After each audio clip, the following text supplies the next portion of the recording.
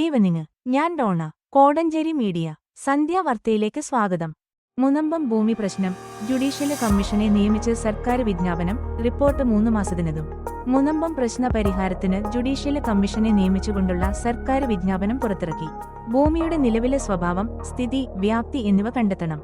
എറണാകുളം ജില്ലയിലെ മുനമ്പത്ത് വർഷങ്ങളായി താമസിക്കുന്നവരും വഖഫ് ബോർഡുമായി ഭൂമിയുടെ ഉടമസ്ഥാവകാശം സംബന്ധിച്ച് തർക്കം നിലനിൽക്കുന്നതിനാൽ ഉടമസ്ഥതയെക്കുറിച്ച് ശാശ്വത പരിഹാരം കണ്ടെത്തി സർക്കാർ സ്വീകരിക്കേണ്ട നടപടികളെ ശുപാർശ ചെയ്യാനാണ് ജുഡീഷ്യൽ കമ്മീഷന് എന്ന് വിജ്ഞാപനത്തിൽ പറയുന്നു. അന്വേഷണ കമ്മീഷന്റെ പരിഗണനാ വിഷയങ്ങള്: പഴയ തിരുവിതാംകൂർ സംസ്ഥാനത്തിലെ അന്നത്തെ വടക്കേക്കര വില്ലേജിന്റെ പഴയ സർവേ നമ്പർ 18 ഒന്നിൽ ഉൾപ്പെട്ട വസ്തുവിന്റെ നിലവിലെ കിടപ്പ്, സ്വഭാവം, വ്യാപ്തി എന്നിവ തിരിച്ചറിയുക. പ്രസ്തുത ഭൂമിയിലെ ശരിയായ താമസക്കാരുടെ അവകാശങ്ങളും താൽപര്യങ്ങളും എങ്ങനെ സംരക്ഷിക്കാമെന്ന് അന്വേഷിച്ച് റിപ്പോർട്ട് ചെയ്യണം.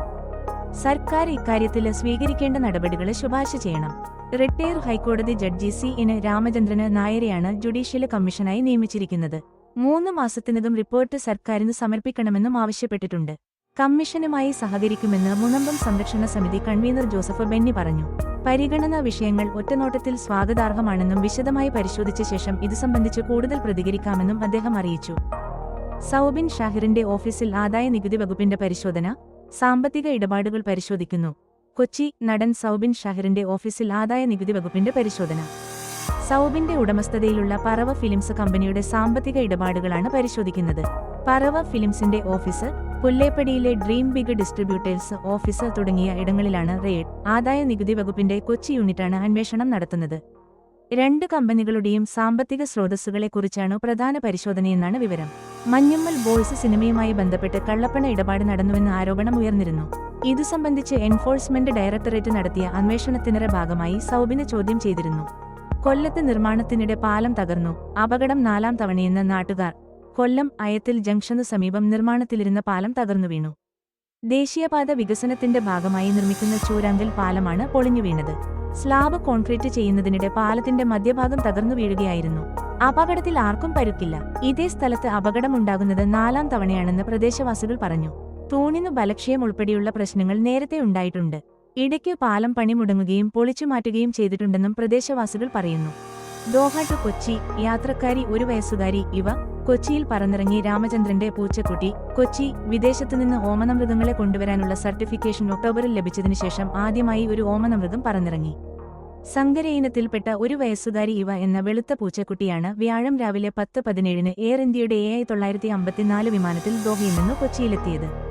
തൃശൂർ ചേലക്കര സ്വദേശി KA രാമചന്ദ്രന്റെ ഓമനയാണ് ഇവ. ശനിയാഴ്ച ബെൽജിയത്തിലെ ബ്രസൽസിൽ നിന്ന് ഒരു നായ്ക്കുട്ടിയും കൊച്ചി വിമാനത്താവളത്തിലെത്തുന്നുണ്ട്. മികച്ച സേവനമാണ് സിയാൽ നൽകിയത്. കസ്റ്റംസ്, ഇമിഗ്രേഷൻ നടപടിക്രമങ്ങൾ ആയാസരഹിതമായി വളരെ പെട്ടെന്ന് പൂർത്തിയാക്കി പുറത്തിറങ്ങാൻ സാധിച്ചു. ഇവക്കൊപ്പം കൊച്ചിയിലെത്തിയ രാമചന്ദ്രൻ പറഞ്ഞു. ഈ വർഷം ജൂലൈയിൽ ഓമന മൃഗങ്ങളെ കൊണ്ടുപോകാനുള്ള പെറ്റ് എക്സ്പോർട്ട് സൗകര്യം സിയാലിൽ നിലവിൽ വന്നിരുന്നു. നിരവധി യാത്രക്കാർ ഈ സൗകര്യം ഉപയോഗിക്കുന്നുണ്ട്. ലാസ അപ്സോ ഇനത്തിൽപ്പെട്ട ലൂക്ക എന്ന നായയാണ് കൊച്ചിയിൽ നിന്ന് ദോഹ വഴി ദുബായിലേക്ക് പോയ ആദ്യ മൃഗം.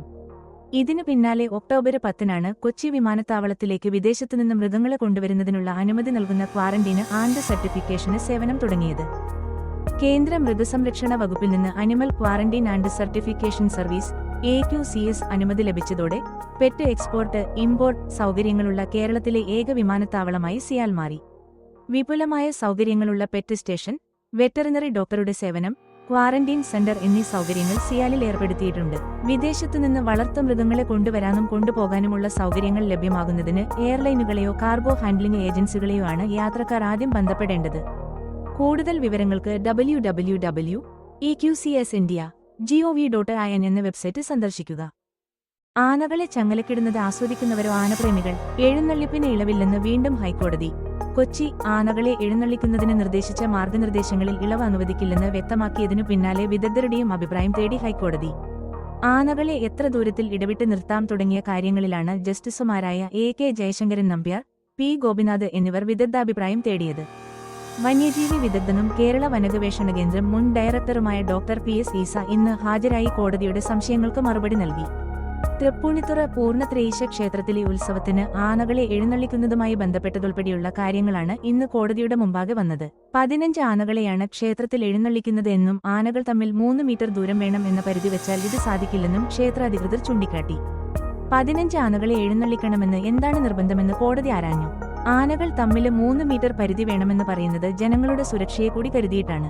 ആന പ്രേമികൾ എന്നു പറയുന്നവർ ആനയെ ചങ്ങലക്കിട്ട് നിൽക്കുന്നത് കണ്ട് ആസ്വദിക്കുന്നവരാണോ എന്നും കോടതി ചോദിച്ചു. തങ്ങൾ ആനകളെ എഴുന്നള്ളിക്കുന്നത് നിരോധിക്കുകയല്ല, അവയെ ഉപയോഗിക്കുന്നത് നിയന്ത്രിക്കുക മാത്രമാണ് ചെയ്യുന്നത് എന്ന് കോടതി ചൂണ്ടിക്കാട്ടി. ആനകളെ പിടികൂടിക്കഴിയുമ്പോൾ തന്നെ അവ മാനസിക സമ്മർദ്ദത്തിന് അടിപ്പെട്ടു തുടങ്ങുമെന്ന് ഡോക്ടർ ഈസ പഠനങ്ങൾ ഉദ്ധരിച്ച് വ്യക്തമാക്കി. അവയ്ക്ക് ഉപയോഗിക്കാനുള്ള സ്ഥലവും ഭക്ഷണത്തിന്റെ അഭാവവുമൊക്കെ ചേരുമ്പോൾ ആക്രമണോത്സുകത കൂടും. അടുത്തു നിൽക്കുന്ന ആനയുടെ സ്പർശം കൊണ്ടുപോലും ആന പ്രകോപിതനാവാം. ആനയ്ക്ക് പെരുമാറാനും സുരക്ഷിതമെന്നും കരുതുന്ന സ്ഥലത്തേക്കുള്ള കടന്നുകയറ്റം അവയെ പ്രകോപിതരാക്കും. ഇതൊക്കെ കൊണ്ടുതന്നെ ആനയ്ക്ക് ചുറ്റും എപ്പോഴും സ്ഥലം ഒഴിച്ചിട്ടിരിക്കണം. ആനയുടെ വയറുകൾ തമ്മിൽ 3 മീറ്റർ അകലം വേണ്ടതുണ്ട്. 4 ഭാഗത്തേക്കും ഈ അകലം വേണ്ടതുണ്ട്. എന്തെങ്കിലും പ്രശ്നമുണ്ടായാൽ ആനയെ അതിവേഗം അവിടെ നിന്ന് ഒഴിപ്പിക്കുന്നതിനും ഇത് ആവശ്യമാണ് എന്നും ഡോക്ടർ ഈസ കോടതിയെ ധരിപ്പിച്ചു. മൈസൂർ ദസറ, തമിഴ്നാട്ടിലെ ഉത്സവങ്ങൾ തുടങ്ങിയവക്കൊക്കെ ആനകളെ ദൂരപരിധിയില്ലാതെ എഴുന്നള്ളിക്കുന്ന കാര്യവും കോടതി മുമ്പാകെ ഉന്നയിക്കപ്പെട്ടു. എന്നാൽ ഒരു നിയന്ത്രണങ്ങളും ദൂരപരിധിയും പാലിക്കാതെ ആനകളെ എഴുന്നള്ളിക്കുന്നത് അംഗീകരിക്കാൻ പറ്റില്ല എന്ന് കോടതി വ്യക്തമാക്കി. ഉത്സവങ്ങൾക്കും മറ്റു പരിപാടികൾക്കും ആനകളെ എഴുന്നള്ളിക്കുന്നതിൽ തങ്ങൾ മുന്നോട്ട് വച്ചിട്ടുള്ള മാർഗനിർദ്ദേശങ്ങളിൽ ഇളവുകൾ വരുത്തിയേക്കില്ല എന്നാണ് ഇന്ന് കോടതി സൂചിപ്പിച്ചത്. സർക്കാരിന് തിരിച്ചടി. KTUവിലെ താത്കാലിക VC നിയമനത്തിന് സ്റ്റേ ഇല്ല. കൊച്ചി കേരള സാങ്കേതിക സർവകലാശാല KTU താത്കാലിക വൈസ് ചാൻസലറായി പ്രൊഫസർ K ശിവപ്രസാദിന്റെ നിയമനം സ്റ്റേ ചെയ്യാൻ ഹൈക്കോടതി വിസമ്മതിച്ചു.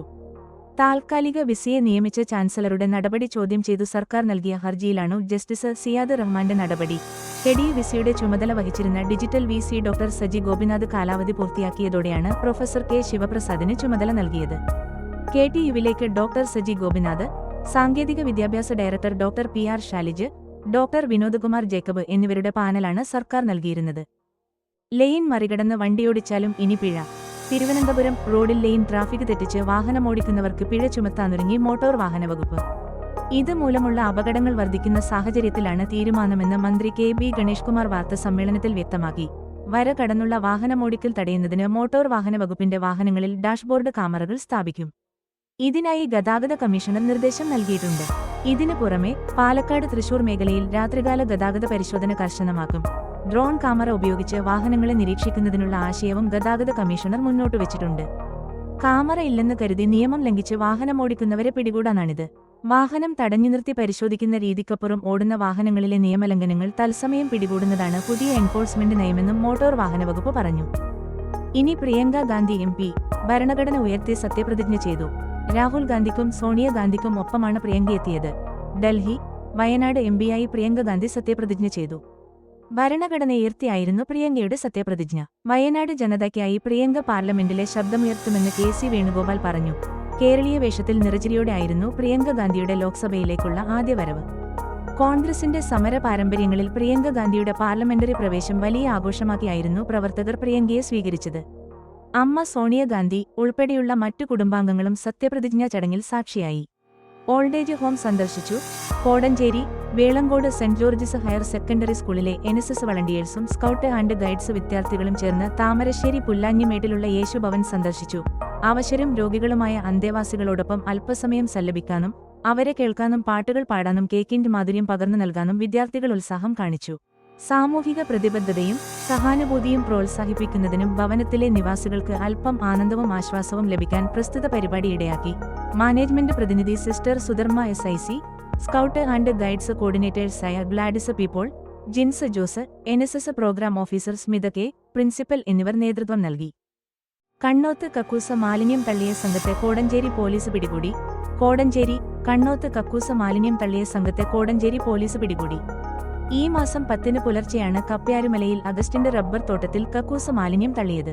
നിരവധി CCTVകളും ഫോൺ രേഖകളും പരിശോധിച്ചതിൽ നിന്നാണ് പോലീസ് പ്രതികളെ പിടികൂടിയത്. സംഭവത്തിൽ ഉൾപ്പെട്ട ടാങ്കർ ലോറി വയനാട് കമ്പളക്കാടിനടുത്തു നിന്നാണ് പോലീസ് കസ്റ്റഡിയിലെടുത്തത്. സംഭവത്തിൽ ഉൾപ്പെട്ട ഒരു പ്രതിയെയും പോലീസ് അവിടെ നിന്നും PET കൂടിയിട്ടുണ്ട്. ചെർപ്പുളശ്ശേരി സ്വദേശിയായ നിസാർ അഹമ്മദാണ് പോലീസിന്റെ പിടിയിലായത്. കൂടിയുള്ള മറ്റു പ്രതികൾ ഉടനെ പിടിയിലാകുമെന്ന് പോലീസ് അറിയിച്ചു. ഇതിനു മുൻപ് ഈ മാസം 3-ന് രാത്രിയിലും കണ്ണോത്ത് പ്രദേശത്തിന്റെ വിവിധ ഭാഗങ്ങളിൽ കക്കൂസ മാലിന്യം തള്ളിയിരുന്നു. അതിന്റെ പിന്നിലും ഇതേ സംഘമാണോ എന്ന് പോലീസ് പരിശോധിച്ചു വരികയാണ്. കോഴിക്കോട് റൂറൽ ജില്ലാ പോലീസ് മേധാവി നിതിൻ രാജിന്റെ നിർദ്ദേശപ്രകാരം താമരശ്ശേരി DYSP ചന്ദ്രന്റെ നേതൃത്വത്തിൽ Kodenchery SHO Saju Abraham, SI Sandeep EM, senior civil police ഓഫീസർമാരായ അജിത്ത്, സുനിൽ കുമാർ NS, രജിലേഷ്, ഷിബു KJ എന്നിവർ ചേർന്ന സംഘമാണ് ടാങ്കറും പ്രതിയെയും PET കൂടിയത്. കോടഞ്ചേരി മൈക്കാവ് കൊടുമ്പുറത്ത് കെ ചാക്കോയുടെ ഭാര്യ മറിയം ലീല 78 അന്തരിച്ചു. പരേത പുന്നക്കൊമ്പിൽ കുടുംബാംഗമാണ്. സംസ്കാരം നാളെ വെള്ളിയാഴ്ച രാവിലെ 10:30 ഭവനത്തിൽ ആരംഭിച്ച് മൈക്കാവ് സെന്റ് മേരീസ് ഓർത്തഡോക്സ് വലിയ പള്ളിയുടെ ഉണ്ണിത്തറാങ്കുന്ന സെമിത്തേരിയിൽ മക്കൾ ജെയിംസ് റിട്ടയേർഡ് പോലീസ് ഉദ്യോഗസ്ഥൻ, സണ്ണി വിമുക്തഭടൻ, റോയ് റിട്ടയേർഡ് CRPF ഉദ്യോഗസ്ഥൻ, മരുമക്കൾ ശോഭ ഇരപ്പുകുഴിയിൽ ഇങ്ങാപ്പുഴ, ഡെയ്സി പടിഞ്ഞാറത്ത് വേളങ്കോട്, ഷൈബി ആറ്റുപുറത്ത് കൂത്താട്ടുകുളം. വാർത്തകൾ കഴിഞ്ഞു. നമസ്കാരം. വാർത്തകളും പരസ്യങ്ങളും അറിയിക്കുവാൻ വേണ്ടി കോടഞ്ചേരി മീഡിയ അഡ്മിന്മാരെ ബന്ധപ്പെടാവുന്നതാണ്.